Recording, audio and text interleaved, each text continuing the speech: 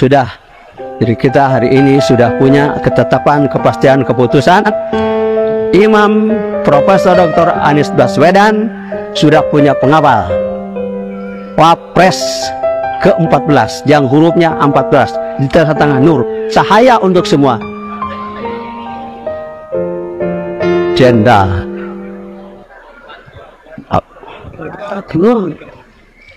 ngaran itu apa? Coba Gatot Nurmantio. Semoga mereka Allah berkahi usianya, segalanya. Al-Fatihah. La ilaha illallah. La ilaha illallah. La ilaha illallah. La ilaha illallah. La ilaha illallah. La ilaha illallah. La ilaha illallah. La ilaha illallah. La ilaha illallah. Menghidupkan bendera, mengibarkan bendera merah putih untuk membakar bendera-bendera dari neraka, bendera partai yang akan mengiring pengikutnya ke neraka, seperti para pendiri partai yang sekarang sedang ada di neraka. Naudzubillah, di neraka penyesalan. Hayang balik deh, mau bisa dah cekuran, mau bisa balik deh. Menunggu waladin.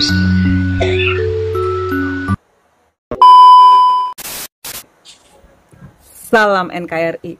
Wow, luar biasa nih. Ada kabar gembira, kabar bahagia untuk seluruh umat muslim di dunia, terutama di Indonesia mungkin khususnya ya, bahwa sosok Imam Mahdi yang selama ini kita tunggu-tunggu, yang bikin penasaran umat muslim, itu ternyata sudah muncul di dunia, sudah hadir di Indonesia.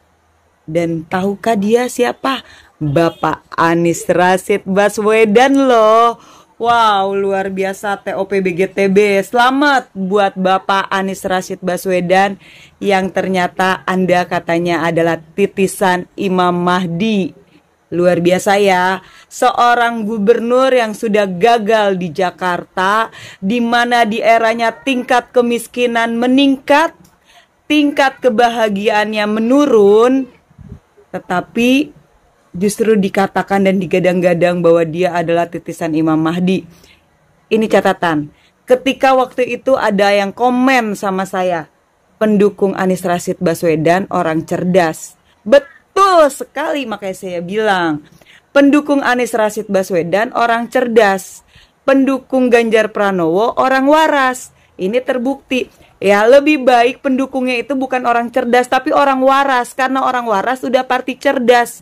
Tapi orang cerdas belum tentu waras. Nih contohnya lagi nih muncul pendukungnya Bapak Anies Rashid Baswedan tiba-tiba mengatakan bahwa Anies Rashid Baswedan ini adalah titisan Imam Mahdi. Gila ya, banyak sekali orang-orang cerdas yang mendukung Bapak Anies Rashid Baswedan, tapi sayang pada nggak waras, konyol. Otaknya dipakai, woi. Dari mana lu bilang Pak Ustadz, Pak Haji, Pak apakah itu yang ngomong ya Anies Rashid Baswedan itu titisan Imam Mahdi? Atas dasar apa Anda mengatakan itu? Mulai jualan agama lagi.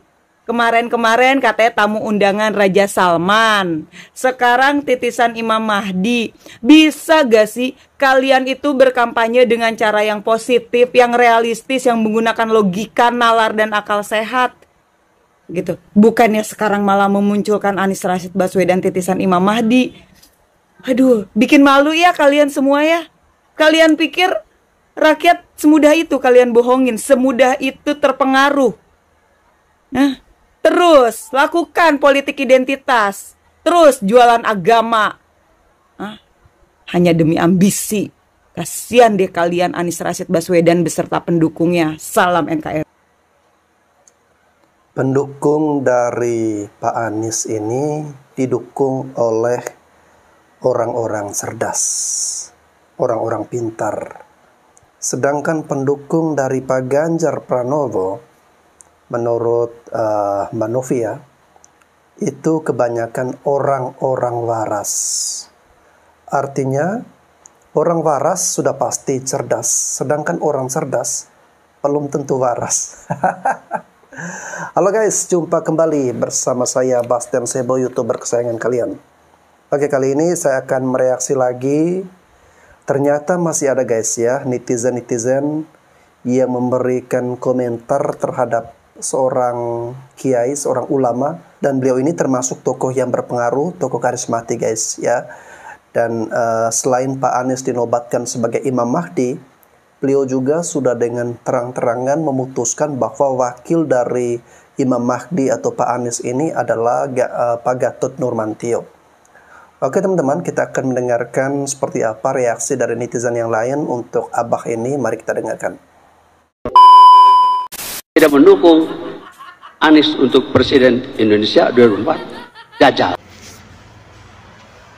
Mbah, Rinio, tak tatap nih cagak ndasmu. Ini kok sepertinya Anda ini kenal dekat ya sama Tuhan. Kok dengan entengnya Anda menjuluki seseorang itu Imam Mahdi dan mengatakan mereka yang berseberangan adalah Dajjal. Maaf ya Mbah, kalau saya agak kasar. Tapi pernyataan Anda ini adalah pernyataan paling goblok yang pernah saya temui. Jujur, sebagai orang Muslim, sebagai orang Islam, saya juga malu dengan pernyataan Anda ini. Anda ini mabuk lem aibon, atau mungkin Anda kelamaan bertapa di sumur resapan. Dan Anda keseringan minum air yang parkir di taman itu ya. Kok omongannya sampean ini ngelantur kayak gini? Heran aku. Jujur ya, mohon maaf sekali lagi kalau saya kasar. Ini pernyataan paling goblok dan tolol yang pernah saya tahu.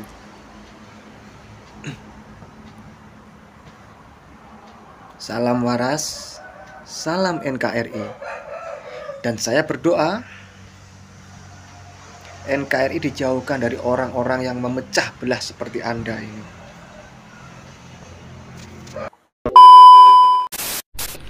Abah Aos sebut Anies titisan Imam Mahdi di Pilpres 2024. Nah, kita orang Indonesia ini memang sebagian agak lucu ya, gitu ya. Kan ada begitu banyak tafsiran dari profesor dan juga doktor terkait dengan apa dan siapa itu Imam Mahdi. Ya kan?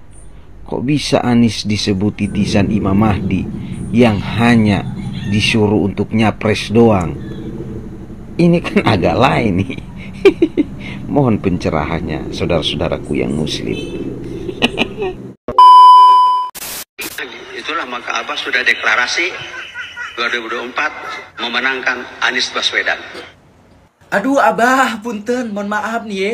Terserah antum mau dukung saha untuk jadi presiden di 2024. Tapi masalahnya ada beberapa statement Abah yang keliru. Kenapa? Imam Mahdi. Iya.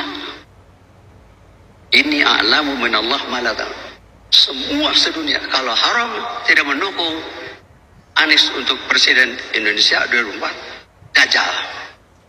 Ini maksudnya Imam Mahdi saha atuh Abah, Pak Anies Baswedan. Ya mana bisa disamain Pak Anies Baswedan sama Imam Mahdi. Terus kalau orang yang nggak mau mendukung Pak Anies dikata dajjal gitu. Aduh kalau kayak gitu aku salah satu orang yang nggak mendukung Pak Anies. Gak peduli gue dikata dajjal, gue nggak gila-gila identitas ya. Kalau lu pada nanya lu nanti 2024 dukung siapa bang, gue masih belum tahu. Gue harus lihat calonnya dulu. Gue nggak mihak kemanapun. Kalau benar gue dukung, kalau salah ya gue salahin. Contoh Pak Ganjar, ketika dia menolak Israel gue dukung, tapi ketika dia menyamakan assalamualaikum dengan salam ya gue salahin. Juga Pak Prabowo ketika dia mengajukan proposal perdamaian antara Rusia dan juga Ukraina gue dukung. Tapi ketika dia berencana memindahkan makam pangeran di Ponorogo ya gue nggak dukung. Buat apa? Nah lo kalau mau jadi presiden harus buat aksi dan juga terima konsekuensinya. Kalau yang diam-diam baik, main-main aman, udah deh skip dulu. Kembali lagi apa yang dikatakan Abah tadi keliru. Gak ada hubungannya Anies Baswedan dengan Imam Mahdi. Ya semoga aja ya di Indonesia ini para ulama ataupun petinggi agama lebih cerdas memilih kata-kata. Hanya karena kita seiman bukan berarti semua muslim harus setuju sama Abah.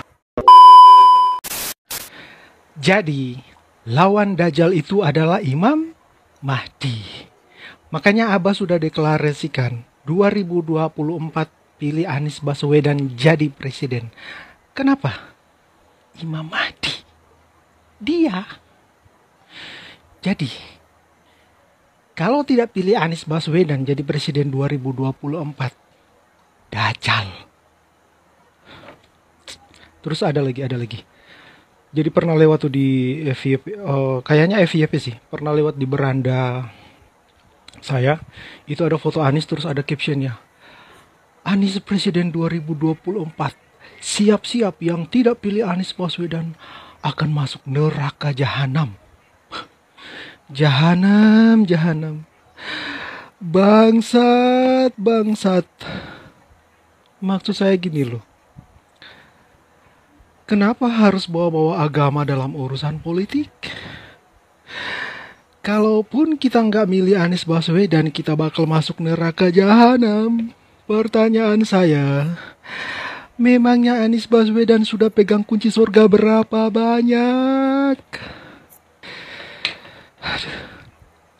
Jadi ya teman-teman ya, kalian tuh harus lebih bijak dalam menanggapi segala sesuatu. Ingat, dengan tidak memilih Anies Baswedan, kita sudah menyelamatkan Indonesia. Kalau kita sudah menyelamatkan Indonesia, berarti kita menyelamatkan masa depan saudara-saudara kita sebangsa dan setanah air. Kalau kita sudah menyelamatkan saudara-saudara kita atau sudah menyelamatkan masa depan saudara-saudara kita sebangsa dan setanah air, itu sama saja kita sudah berbuat baik kepada banyak orang. Nah, kalau kita sudah berbuat baik kepada banyak orang, itu berarti kita bisa masuk surga. Jadi, dengan tidak memilih Anies Baswedan, kita tetap bisa masuk surga. Masuk akal. Ya, Anies Baswedan nggak megang kunci surga ya. Oke, udah cukup ya. Ini gimana cara matiinnya ini? Oh sini. Yang tidak memilih Anies, Dajjal. Musuh Imam Mahdi itu Dajjal, ujar Abah Aos. Oh, lawan Dajjal itu Imam Mahdi. Salam sehat, salam cerdas, salam semangat, salam satu bendera. Takbir. Untuk Bapak yang baru saja lewat pakai baju merah ya, mengatakan yang tidak pilih Anies, Dajjal. Saya kan orang yang nggak pilih Anies. Berarti saya disebut saya adalah Dajjal. Nah, cuman sayangnya Bapak ini ya, saya mau tanya sedikit tentang Bapak ini ya. Sampean dapat aplikasi dongeng tentang Imam Mahdi dan Dajjal itu dari aplikasi mana? Dari aplikasi apa? Saya cuma pengen tahu itu aja loh. Ya. Sampean ini loh. Aduh, kan. Kok bisa-bisanya mengatakan lawan Dajjal adalah Imam Mahdi, Imam Mahdi adalah lawannya Dajjal. Bukan, lawan Dajjal bukan Imam Mahdi, lawan Dajjal adalah Nabi Isa alaihissalam. Ini sejarahnya ya, akan saya jelaskan kepada sampean, biar sampean itu kalau emang benar-benar nggak tahu ya setidaknya sampean menambah ilmu. Kalau sampean sudah tahu, jangan memutarbalikkan fakta ya. Lawan Dajjal bukan Imam Mahdi, lawan Dajjal adalah Nabi Isa alaihissalam. Oke, akan saya jelaskan sedikit sesuai dengan kemampuan saya sebagai wong desa. Oke.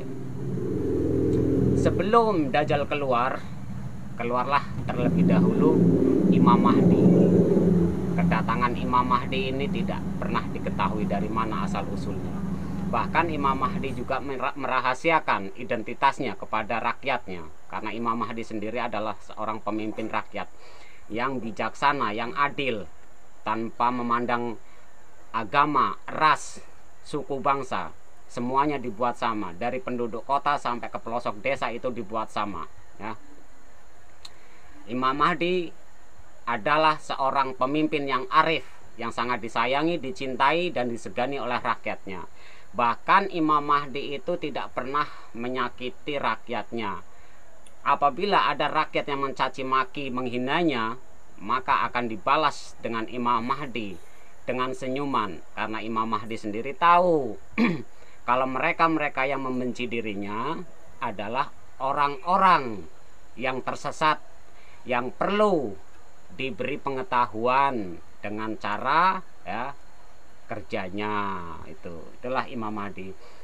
Setelah dirasa cukup oleh Imam Mahdi memimpin suatu negeri, tanpa diketahui oleh pengikutnya, Imam Mahdi pun menghilang, raib entah kemana ya.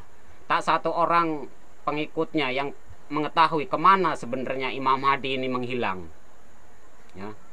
Dan di saat rakyat Imam Mahdi ini sedang kebingungan mencari Imam Mahdi, maka muncullah Dajjal ya. Dajjal ini adalah manusia biasa ya, bukan dari bangsa jin, bukan dari bangsa setan, bukan. Dajjal ini adalah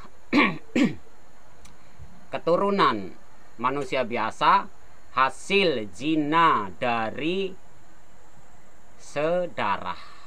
Oke. Ciri-ciri Dajjal ya. Dajjal mempunyai, sebenarnya mata Dajjal itu dua, hanya saja dia hanya bisa melihat dengan satu mata, yang satu matanya lagi tidak berfungsi. Itu menandakan kalau Dajjal adalah seorang ya yang sombong, yang angkuh ya. Dajjal merasa dirinya paling benar, Dajjal merasa dirinya paling pintar, Dajjal tidak mau melihat kebenaran, kenyataan yang ada. Dengan segala akal liciknya yang mengatasnamakan kalau Dajjal ini adalah Tuhan, mengatasnamakan Dajjal ini adalah Nabi bagi mereka orang-orang yang beriman lemah, maka otomatis dia akan percaya dan akan mengikut sebagai pengikutnya Dajjal ya. Dajjal ahli sihir, Dajjal ahli memutarbalikkan fakta, Dajjal ahli berkata-kata ya, untuk meraih ya pengikut sebanyak-banyaknya. Dajjal ya itu berpostur pendek ya. Dan Dajjal mempunyai 70.000 pengikut, dan rata-rata pengikut Dajjal ini adalah dengan berpakaian jubah kebesaran. Ingat, Dajjal sekarang sudah ada ya. Jadi sekarang tinggal kalian yang menentukan siapa Imam Mahdi dan siapa si Dajjal yang sebenarnya. Jika kalian merasa ya merasa cerdas, kalian akan berpikir ulang siapa Imam Mahdi dan siapa Dajjal yang sebenarnya ya. Dan kenapa saya bilang kalau lawan Dajjal adalah Nabi Isa alaihissalam? Dajjal dilahirkan di Palestina ya. Di saat Dajjal sedang merajalela, maka turunlah Nabi Isa, diutuslah Nabi Isa turun ke bumi oleh Allah untuk menghabisi si Dajjal. Dan akhirnya Dajjal dikejar oleh Nabi Isa alaihissalam sampai ke negara Palestina, dan disitulah Dajjal dibunuh dan dimatikan oleh Nabi Isa alaihissalam. Oke, untuk orang-orang yang cerdas, orang-orang yang tidak ingin menjadi pengikut Dajjal yang sebenarnya, yang emang sekarang sudah ada Dajjal yang sebenarnya ya, silakan berpikir ulang. Mau jadi pengikut Imam Mahdi atau jadi pengikut Dajjal. Salam cerdas. Citra atau marwah dari agama guys ya. Dan menurut saya seharusnya nggak usah dicampur adukan ya. Kalau agama ya agama, politik ya politik. Guys, sebenarnya saya nggak terlalu mengerti ya soal Imam Mahdi atau Dajjal ini ya, dengan berbagai cerita ataupun mungkin ada ayat yang menyatakan seperti itu. Akan tetapi pemikiran saya sederhana saja, bahwa janganlah kita mengait-ngaitkan situasi politik saat ini dengan agama guys ya. Lalu kita memberikan gelar, oh yang ini nih pantas nih Imam Mahdi, oh yang ini Dajjal nih. Nah itu akhirnya merusak guys ya. Tanyakan ya, apa ada masalah ya sebetulnya gitu. Loh iya kan, kok saya tidak ditanya. Halo, assalamualaikum. Apa ada masalah ya di alam bawah sadar kita ya? kita. Pak Anies kali, coba deh diperhatikan, disimak baik-baik perbedaan jawaban antara Pak Ganjar juga Pak Prabowo dan panjenengan. Ya. Pak Anies kan kalau ditanya tuh seringnya muter gitu dengan rangkaian kata-kata yang mempesona gitu. Nggak sadar akhirnya ternyata kita tuh nggak dapet esensi, nggak dapet jawaban dari esensi pertanyaan. Bener-bener deh, nggak kebayang ya kalau IKN itu belum jadi undang-undang. Landasannya kuat, dasarnya kuat, tujuannya mulia. Seperti yang sudah dipaparkan Pak Ganjar, kan gitu Pak Anies. Ya toh, Pak Anies tuh kalau ditanya tuh, ya itu tadi muter-muter. Bahkan kalau ada kesempatan kayak mau nyerang gitu pemerintah saat ini. Terus juga mau mengalihkan pembicaraan dengan tema yang seolah-olah wow gitu berpihak pada wong cilik. Ya, pangan murah, wih. Besok lagi jangan bilang pangan murah Pak Anies, bilangnya tuh kok nggak ada yang tanya pada saya ya, beras murah, minyak goreng murah, apalagi telur murah gitu. Kalau saya jadi presiden, beras akan saya buat seliter 8.000 misalnya. Jadi yang jelas, to the point, efektif, efisien. Minyak goreng akan saya buat seliter 10.000 misalnya, kayak gitu. Jadi jangan pangan murah apa? Telo apa keju gitu Pak Anies ya. Kan kita juga rakyat jelata juga nggak bodoh-bodoh amat lah. Harga itu dibuat berdasarkan apa?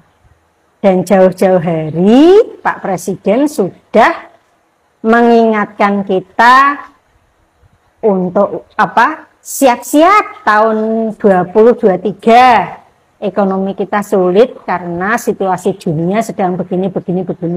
Sudah dijelaskan secara gamblang. Gitu loh. Kok ditanyakan berulang-ulang ya soal IKN ya gimana ya? IKN ini kan salah satu dari proyek strategis nasional yang diharapkan tahun 2024 selesai. Ya toh, ada berapa yang diharapkan semester pertama 2024 selesai? Ada 10 ya, tidak salah ya. Padahal selebihnya itu ada 58 proyek strategis nasional. Lah Pak Anies meneruskan proyek Pak Ahok di Jakarta kayak begitu. Jadi meneruskan Pak Jokowi ini nanti seperti pom bensin kembali dari nol apa. Gitu loh Pak Anies. Ya. Malah Pak Anies bawa-bawa lagi tuh apa subsidi BBM widiw. Sekarang saya tanya deh sama Pak Anies, subsidi BBM itu kalau Pak Anies tuh mau dicabut atau mau ditambah? Ayo, kalau dicabut kita kaya loh Pak Anies. Kalau ditambah, wah kesannya sih berpihak pada rakyat. Padahal itu subsidi BBM itu beban paling berat APBN kita dan tidak tepat sasaran. Ya. Kenapa saya bilang tidak tepat sasaran? Mobil-mobil itu per hari berapa mobil pribadi? Kalau belanja, kalau beli bensin. Sedangkan rakyat cilik itu kalau beli bensin per hari berapa? Pakainya kan paling motor. Ya, pedagang-pedagang tradisional pakainya motor. Belinya berapa? Gitu. Untuk subsidi BBM ini belum bisa dibilang tepat sasaran. Jauh ya. Ya, semoga ke depan terus ada perbaikan dengan sistem nantinya. Gitu Pak Anies. Mau dicabut. Oke juga. Tapi apa ya berani. Gitu loh Pak Anies. Hati-hati dengan membuat undang-undang. Kita bentuk badan.